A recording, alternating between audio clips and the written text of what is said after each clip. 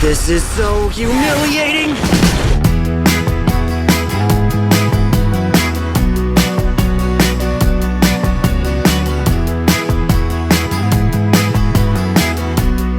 Yo yo yo, where do I begin? Red Arrow aka Roy Harper was an ambitious and angry dude that Wally, Cowder and Dick grew up with. Not anymore. Roy was the one that planted a feeling of disenchantment into the minds of everyone over how they were treated by the adults. But then through his consistent hard independent work, he's finally inducted into the Justice League. But then it's revealed he was a mole and a clone. So when we return to him in season 2, 5 years has passed. He's disheveled, obsessed with finding the original Roy, and also discovers he's actually a father. So the intensity of his regret from his inactions over time has occupied his entire mind like a shadow. You're confused. Probably thinking of the other guy. Costing him opportunities to other sides of his identity in life. But first, what is regret? If you study the psychology of regret, one thing you'll probably stumble on is the notion of losing possible selves. The notion that a core principle that causes the feeling of regret is the feeling that the opportunity to achieve the desired self is past. If the first season of Young Justice uses characters to explore and display the psychology of shame, then Invasion is more focused on regret, in the forms of the characters dealing with the ghosts of who they were and the lost sense of self from who they've become. I know now I haven't been fair to you. Shouldn't I get to decide that? You don't see it yet. But the hard truth is, we only got together because you made me feel better about myself. And that's not a relationship, it's selfishness. That's just how it started, Angelfish. What matters is what it might become. Except we'll never be any more to each other than what we are right now. Furthermore, Invasion also has a completely different structure to it. Season 1 was a spy mystery that wove the characters and plot tightly together because the plot was its characters. You've got the mission covered. But who's covering the 3 potential mole suspects you're bringing along? Everyone was a suspect to a broader conspiracy, and no one really knew what was going on. So the discovery of the light was scaled to the tales of the characters, figuring themselves out. Invasion, in contrast, is balanced differently. Plot looms over the characters now, so there's a stronger focus on characters' reactions, their responses, their decisions in the face of the unknown, and the strategies employed by the Reach as they try to conquer Earth secretly. Reach. As a result, in the big picture storytelling, Invasion is largely a transitional piece, one which plants and shows the moral decline of the heroes as they battle their enemies under the same strategies of lies and deceptions. Therefore, the theme of regret becomes the main frame which all the characters begin to share as they make the wrong decisions. I'm not supposed to tell you, to tell anyone, but Aqualad is not a traitor. It's like this pattern that threads everything together, and this is where the 5-year time jump comes in. It's used to create an atmosphere of loss. Miss Martian was a people pleaser back in the day that was deeply insecure about her appearance, but as she was accepted by the group, accepted by her boyfriend, within the missing years, she became incredibly cavalier with using her powers to harm her enemies, which alienates Superboy to the point that he breaks up with her. They're the bad guys! That information is helping the team, the league, the entire planet! And leaving your victims in a catatonic state. It's not right, McGann. You're behaving no better than Simon. If you feel that strongly, why not tell Nightwing? Or the League? I was hoping I mattered enough to you to make you stop.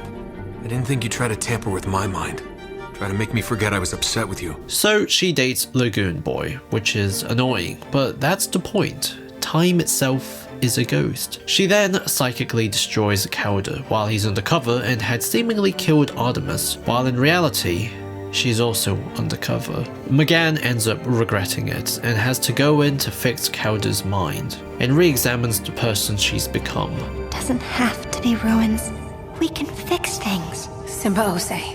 Together. McGann explores the guilty side of regret, as regret should intensify when people feel that they could have made better choices in the past, but now perceive limited opportunities to take corrective action in the future. As windows of future opportunity close, feelings of hopelessness may be magnified. In contrast, Nightwing explores regret and remorse. He's now finally team leader, but there's an irony to his leadership in the fact that he once confessed he didn't want to be Batman because of the way he dehumanized people and sacrificed everything for the success of the mission. But now he's done the same with his secrets. You've no idea what your secrets have done to us. What does that McGann believed Calder had killed Artemis, so when she found him on the Reed ship, she fried his brain. That's gotta be why Artemis grabbed her, to try and save Calder's broken mind. But McGann doesn't know how to do that. So Manta may just kill her and kill Tigress if she blows her cover trying to save her.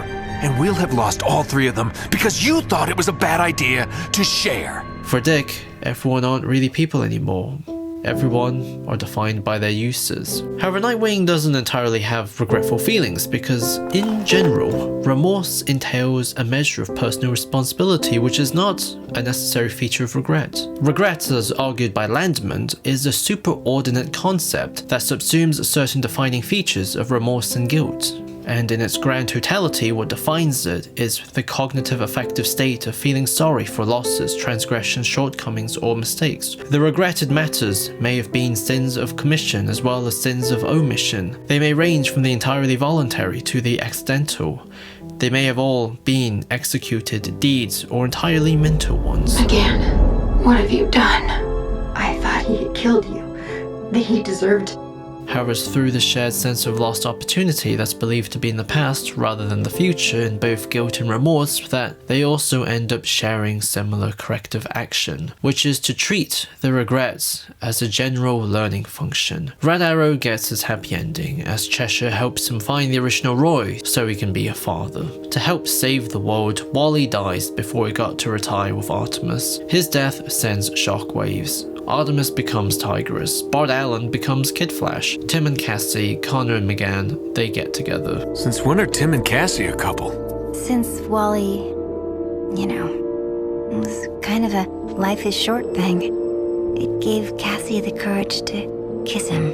Well, that kind of courage Can be hard to come by. The team achieves a new form of legitimacy and Dick Grayson steps down. When I first watched Young Justice Invasion, I remember not liking it because it seemed like such a departure. I wanted more with the original characters, as they were. Not this new status quo, new time period and theming, but upon revisiting it, that became its best artistic feature. And I mean artistic because that feeling of a ghost of lost opportunity for something from the past, that is exactly what the characters are going through, and that is also what the story and message conveys. And as a result, like a good piece of art, Young Justice Invasion documents a feeling by mapping out its own territory. A territory where, once the journey is over, we know the importance of not losing other opportunities. Alternative paths to achieving the same goal are not apparent for lost opportunities. Instead, regretting lost opportunities reminds people not to lose out on other current opportunities. You're a good man, Ollie. So get back in there. He needs you, whether he knows it or not. Hence, regret motivates people to seize the day. Now that I'm free from all the chains you've kept me in, I'll be okay. Now that I've found the only way to get myself home again, I'll be okay. I'll let you know I'll be alright. Now that I've found the only way to get myself home again, I'll be okay.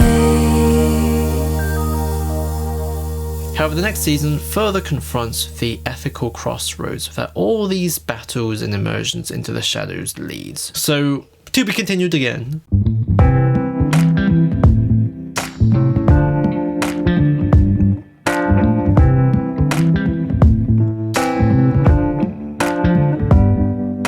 Show me your soul.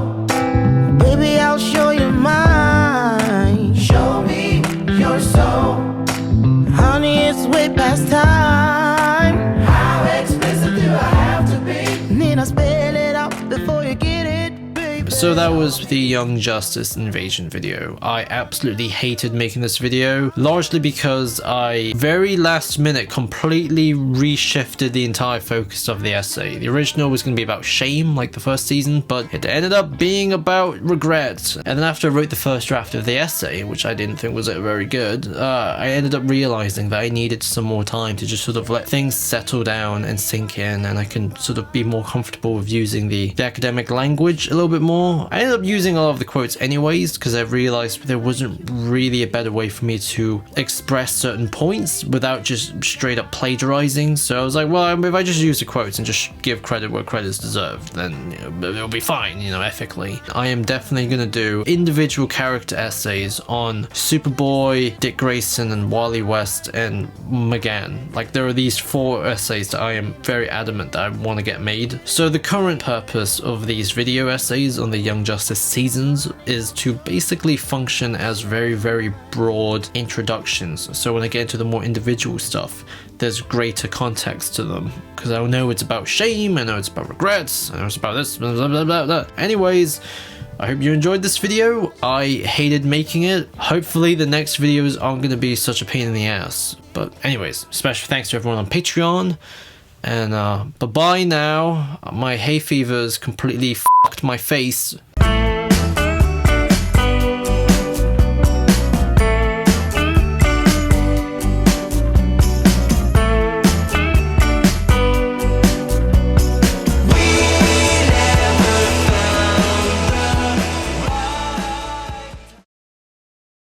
And we move him out of the city. Piece of cake. You getting any of this? You know, we have more in common than you might think. Our love of chicken whizzies, for example. Can't you feel her presence here? I don't even feel your presence here. He's hopeless. Connor around? He said something about going out with Wendy Harris. Oh. The slack. Why am I still waving? I look like an idiot! Scarab, get us out of there! Gotta love modern weapons tech. Easier for a one-armed man to fire a missile launcher than pull on his pants.